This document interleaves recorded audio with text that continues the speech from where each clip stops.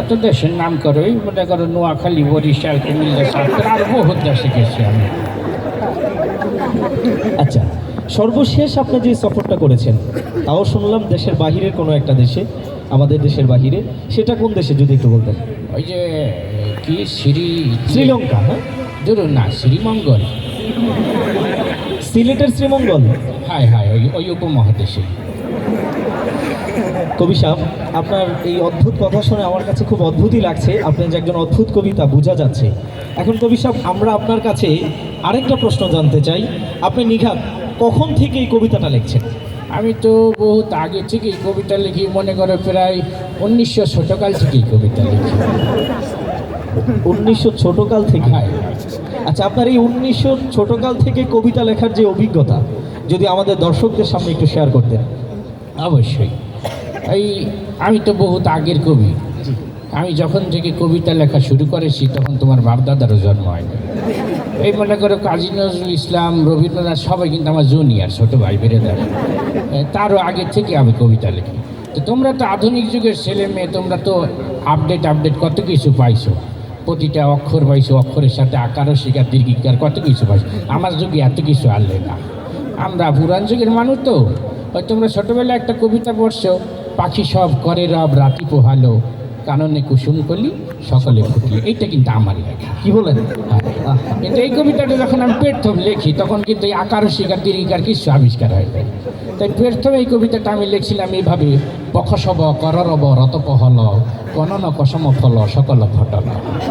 তারপরে যাইয়ে মনে করে ভাষাবিদ আকার আবিষ্কার করলো, আমার কবিতা হয়ে গেল পাখা সাবা কারারাবা রাতা পাহালা, কানানা কাসামা ফালা সাকালা ফাটালা। তারপরে যাই মনে করে ভাষাবিদার রস্যিকার আবিষ্কার করলো, আমার কবিতা হয়ে গেল পিখিসিবি কিরিরিবি রীতি পিহিলি, কিনিনি কিসিমি ফিলি সিকিলি ফিটিলি। তারপরে যে রস্যকার আবিষ্কার হইল, আমার কবিতা হয়ে গেল পুকুসুবু কুরুরুবু ঋতুপু হুলু, কুনুনু কুসুম ফুলু শুকুলি ফুটুলু।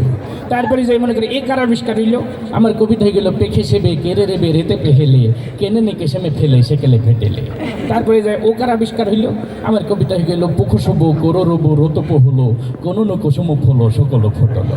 তারপরে যাই মনে করো ঔকার আবিষ্কার হইল, আমার কবিতা হয়ে গেল পৌ খৌ সৌ বৌ কৌ রৌ রৌ বৌ রৌ তৌ পৌ হৌ লৌ, কৌ নৌ নৌ কৌ সৌ মৌ ফৌ লৌ সৌ কৌ নৌ ফৌ। চা খাবেন? চা আজ লাগবে যা, বয়স হয়েছে তো, চাই বেড়ে কাটকি গেছে। আচ্ছা, তারপর আপনার কবিতাটার পূর্ণাঙ্গ রূপ কি? হ্যাঁ, সব কিছু যখন আপডেট হয়ে গেল, আকারের শিকার দীর্ঘিকে সব কিছু আবিষ্কার হয়ে গেল, তখন আমার কবিতা হয়ে গেল পাখি সব কারে রাব রাতি পোহালো, কাননে কুসুম কলি সকলে ফুটি। চমৎকার চমৎকার। আচ্ছা, এই যে আপনি আপনার কবিতা লেখার এত বড় একটা স্টোরি আমাদেরকে শোনালেন, আর একটা প্রশ্ন আপনার কাছে, যখন মানে অক্ষরও আবিষ্কার হয় না, মানে বর্ণ আবিষ্কার হয় না, আপনি যেহেতু 1900 ছোটকাল থেকেই কবিতা লিখছেন, তার মানে তখন বর্ণ আবিষ্কার হয় না, তো বর্ণ ছাড়াও কি আপনার কবিতাটা? হ্যাঁ, এত সময় তো তোমাদেরকে আকারের শিকারের ইতিহাস শুনাইলাম। যখন অক্ষর আবিষ্কার হয় নাই তখন এই কবিতাটা আমি লিখছিলাম ইশারায়। তখন আমি এই কবিতাটা লিখছিলাম এইভাবে।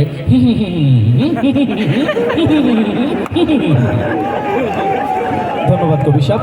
আপনার কাছে আরেকটি প্রশ্ন, আপনার এই কবিতাটা ইতিমধ্যেই বিশ্বের অনেক ভাষায় ভাষান্তরিত হয়েছে বা ট্রান্সলেশন করা হয়েছে। সর্বশেষ আপনার এই কবিতাটা কোন দেশের ভাষায় ট্রান্সলেশন করা হয়েছে? এই কবিতাটা সর্বশেষ আমাদের মিডিয়া জগতের কয়েকজন আবৃত্তি করেছে। আচ্ছা আচ্ছা, মনে করো ওই যে যারা সিনেমায় কাজ করে, প্রথমে ওই জিপজল আসলো আমার দ্বারে যে দাদা আমি একটু আপনার কবিতাটা আবৃত্তি করতে চাই। আমি বললাম করো। তো সে আবৃত্তি করতে আসে এইভাবে যে ওই পাখি সব কর্তাছে রাত পোহায় গেছে গা, কাননে কুসুম কলি সব ফুটে গেছে গা, বোঝো নাই ব্যাপারটা। আমি কেন ঠিক আছে, তোমার আর আবৃত্তি করতে হইবে না। এরপরে আসলো মিশা সদাগার যে আমি একটু আবৃত্তি করি। আমি বললাম ঠিক আছে করো।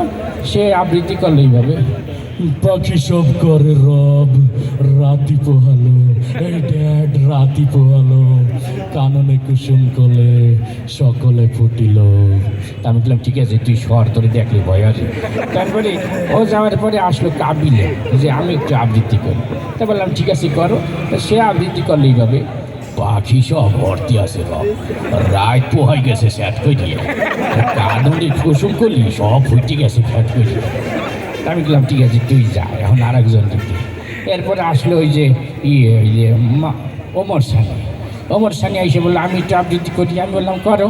সে আবৃত্তি করলো এইভাবে, চৌধুরী সাহেব পাখি সব করে রাতি পোহালো, কাননে কুসুম করলে সকলে ফুটিল, আমরা গরিব হতে পারি কিন্তু প্রেমের বাগানে ফুল ফোটাতে পারি। তা আমি বললাম তুই কান্দিস না, সরি জায়গায়। তারপরে আসল নায়ক মান আইসা বললো যে আমি একটু আবৃত্তি করি। এবার করো। সে আবৃত্তি করলো এইভাবে, পাখি সব করে রাতি পোহালো, আম্মা জান রাতি পোহালো, কাঁদনে কুসুম কলে সকলে ফুটিল, হ্যাঁ হ্যাঁ সকলে ফুটিল। তারপরে আসলে নায়ক রূপে অ্যাকশন হিরো, তাকে বললাম যে তুমি একটু আবৃত্তি করো তো। সে আবৃত্তি করলে এইভাবে, পাখি সব করে রাতি পোহালো, কাঁদনে কুসুম কলে সকলে ফুটিল। তারপরে সর্বশেষ আমাদের এখনকার যে ভাইরাল নায়ক সে আসলো, জায়েদ খান। সে এসে বললো যে আমি একটু আবৃত্তি করি। তা বললাম করো।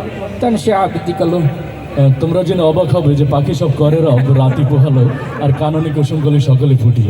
এদিকে কাননে কুসুম কলি ফুটুক আর না ফুটুক, জায়েদ খানকে দেখলে কিন্তু মেয়েদের প্রেমের ফুল ফুটে যায়। আমি বললাম ঠিক আছে তুই সরে এই আর কি বিষয়টা। সবাই তো আপনার কবিতা আবৃত্তি করলো, আমরা আপনার কথা শুনে খুবই আনন্দিত, কিন্তু আপনার এই কবিতাটা যদি আমাদের সর্বশেষ মানে যাদেরকে আমরা পুরুষ বা মহিলা মনে করি না, তারা অন্য একটা ভিন্ন একটা লিঙ্গ, তারাও যদি আবিষ্কার মানে এইটা আবৃত্তি করে তাহলে কেমনভাবে আবৃত্তি করতে পারে যদি এটাও শুনিয়ে দিতেন। হ্যাঁ, এদেরকে তো আল্লাহ তালা বানাইছে, এরাও তো আশরাফুল মাখলুকাত মানুষের ভিতরেই পড়ে, কিন্তু এগো আর কি একটু ব্যাটারি লেস বানাইছে। এই এদের কথাও কিছুটা পুরুষের মতো, কিছুটা মাতারিদের মতো। তাই তারা যদি আবৃত্তি করে তাদের আবৃত্তি হবে এইভাবে, এই ছেলে পেলে আমার কবিতা শোন, পাখি সব করে হ্যাঁ পাখি সব করে রাতি হয়ে গেল আর কাননে কুসুমগুলি সব ফুটে গেল। অসংখ্য ধন্যবাদ জানাচ্ছি কবি মহিউদ্দিন হাসান আল কবিরাজকে আমাদের সাথে এত সুন্দর সময় দেওয়ার জন্য। আপনারা কি চান খান সাহেব আবার আসুক? একটু জোরে চিৎকার।